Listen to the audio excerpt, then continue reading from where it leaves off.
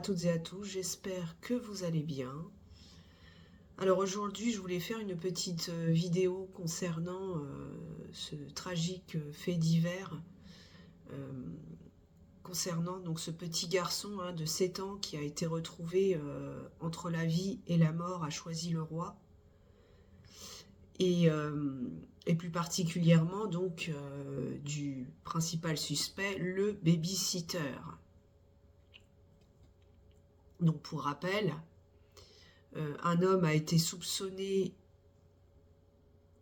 durant la journée du vendredi 3 novembre d'avoir tenté d'étrangler à mort un petit garçon de 7 ans dont il avait la garde. Il faut savoir que c'est un baby-sitter qui s'occupait de cet enfant depuis 3 ans.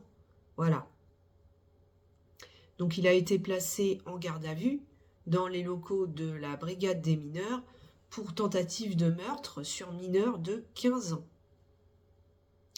Donc c'est vraiment atroce, c'est incompréhensible, sachant qu'en plus le baby-sitter connaissait l'enfant, donc il y avait quand même une relation de confiance qui avait été établie entre les parents et ce baby-sitter. C'est assez incompréhensible. Qu'est-ce qui lui est arrivé à ce type? Est-ce qu'il a été pris d'un coup de folie? Est-ce qu'il avait des pulsions meurtrières, sadiques, qu'il a caché pendant un certain temps jusqu'à temps que chassé naturel, il revient au galop et ça finit par exploser?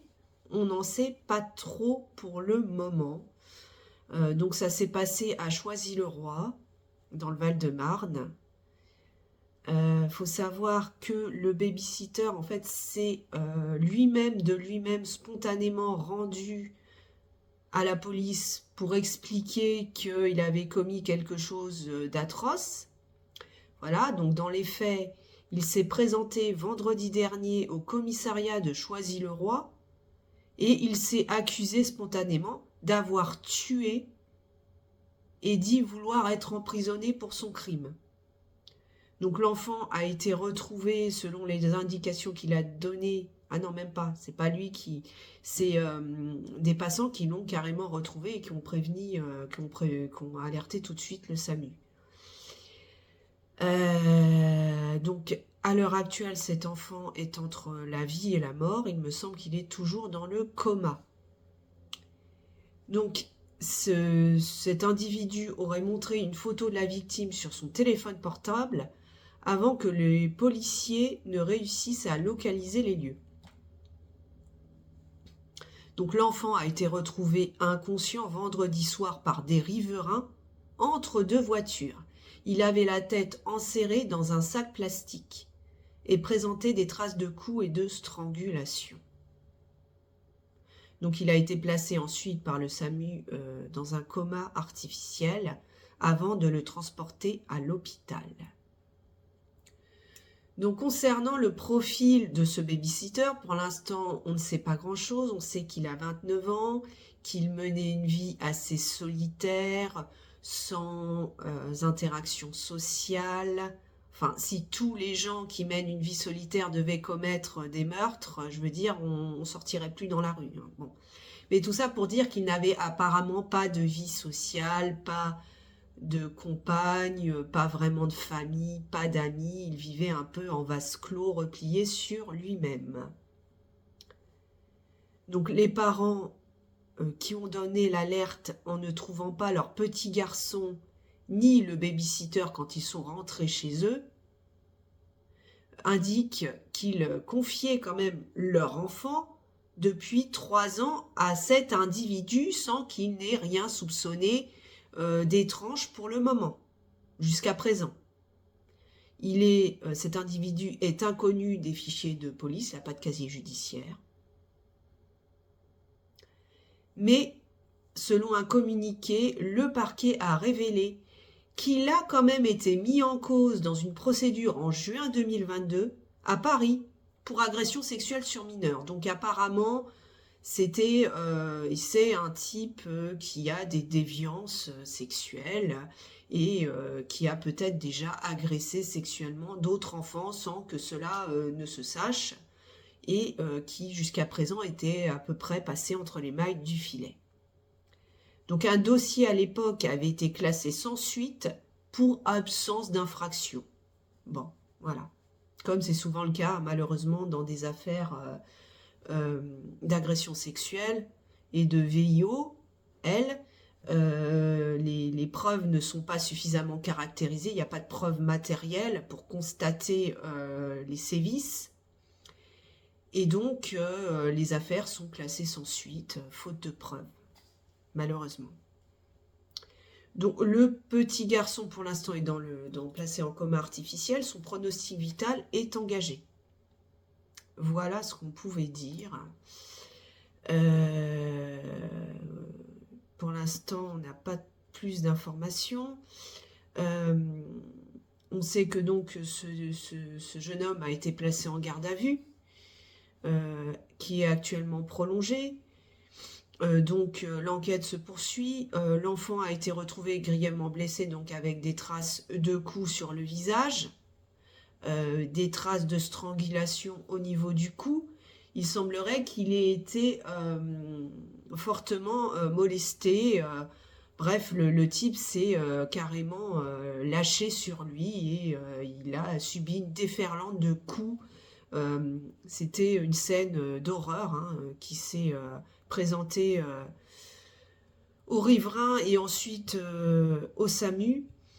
Et il semblerait que l'enfant présente également des traces d'agression sexuelle, même si pour l'instant ce n'est pas encore confirmé.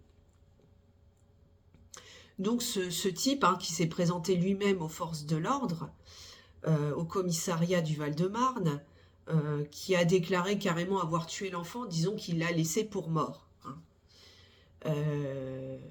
Il a indiqué qu'il avait fait du mal. Lors de son interrogatoire, l'individu qui avait des taches de sang sur ses vêtements a montré une photo de l'enfant sur son portable. C'est donc le babysitter régulier de l'enfant. Et il a indiqué aux policiers une adresse approximative où se trouvait le corps, et ensuite les riverains ont retrouvé l'enfant entre deux voitures. Donc il y a quand même une volonté de tuer, puisque voilà, il y a eu des traces de strangulation, la tête était recouverte d'un sac plastique, donc à quelques minutes près, l'enfant aurait pu décéder. À l'arrivée des sapeurs-pompiers, d'ailleurs, cet enfant se trouvait en état d'hypothermie et gémissait. Voilà, donc à l'heure actuelle, le pronostic vital est toujours engagé. Donc c'est un petit enfant de 7 ans. Le suspect avait déjà été donc mis en cause dans une procédure d'agression sexuelle qui n'avait pas donné suite ensuite, faute de preuves, comme d'habitude, j'ai envie de dire.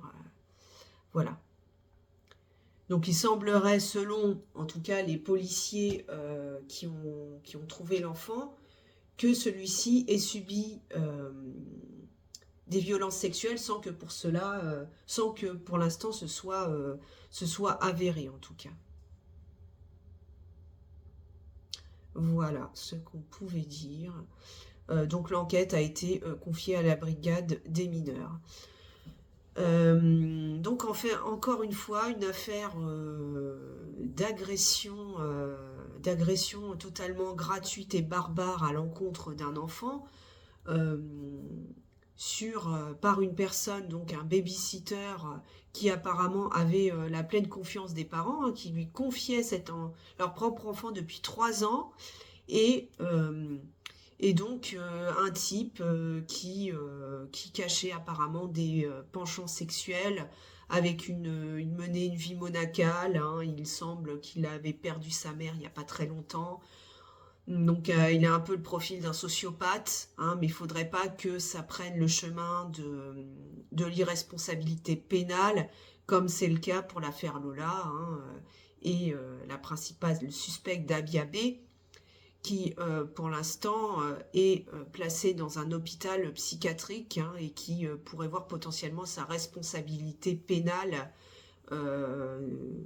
non engagée si on considère que au moment où elle a commis l'acte, elle n'avait pas toute sa tête et qu'elle avait une abolition du discernement.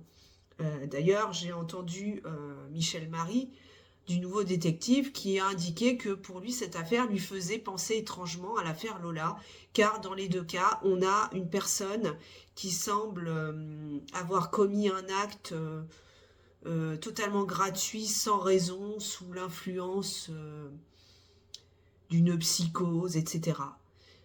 Espérons qu'il ne soit pas considéré comme irresponsable pénalement et qu'il puisse être jugé. En tout cas, ça fait peur puisqu'on se rend compte que les enfants ne sont vraiment à l'abri, ne sont pas à l'abri de la folie humaine et que même des personnes qui les gardent et qui sont censées être euh, à qui les parents vouent une totale confiance, eh bien, ne sont pas, sont complètement déséquilibrés et cachent finalement leur penchant jusqu'à temps que ça ressorte de manière totalement atroce. Voilà. Bah écoutez, n'hésitez pas à commenter cette vidéo, à indiquer ce que tous ces agressions sur de jeunes enfants vous inspirent, qu'est-ce qu'on pourrait faire pour éviter ce genre de drame à l'avenir, peut-être faire des contrôles, des suivis plus réguliers, notamment pour les personnes qui travaillent avec des enfants. Voilà, c'est un vrai sujet, c'est un vrai débat. Je vous laisse commenter. Donc n'hésitez pas à partager la vidéo si elle vous a plu, à lâcher un petit pouce en l'air et à vous abonner pour l'algorithme évidemment de YouYou. Voilà, quant à moi je vous dis à bientôt pour une prochaine vidéo, portez-vous bien et d'ici là, affaire à suivre.